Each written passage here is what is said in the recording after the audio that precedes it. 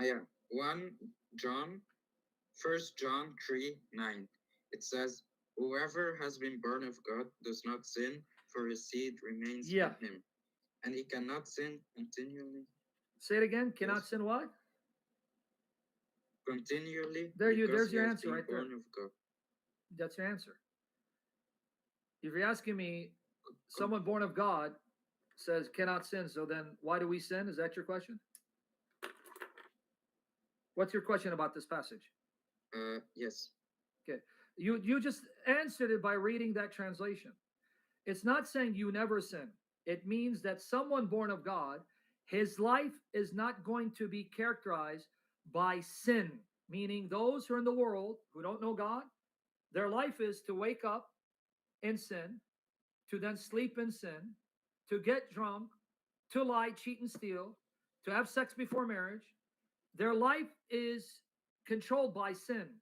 What this is saying is the believer who's born of the Spirit resists sin, fights sin, and tries to overcome sin and tries to live holy. That's how your life will be lived. Not that you'll never sin. right.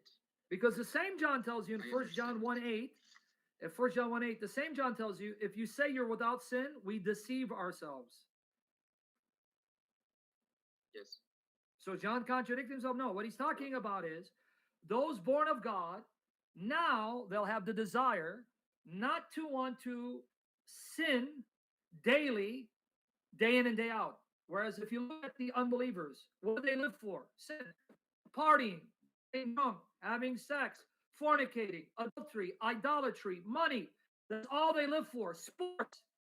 On the other hand, sorry, 1 second, who loves the Lord now makes an effort to live pure and holy. No sex before marriage. Try not to watch porn. No lying. That's how you're going to try to live your life, by trying to live in holiness and avoid sin, but you're not going to do it perfectly. That's why we can tell a right. difference between a Christian and someone who's of the world, right? Yes, That's what John is saying. That's why the same John tells you in 1 John 1 7 to 10, if you say you're without sin, we deceive ourselves, but if we confess our sins, he is faithful to forgive us.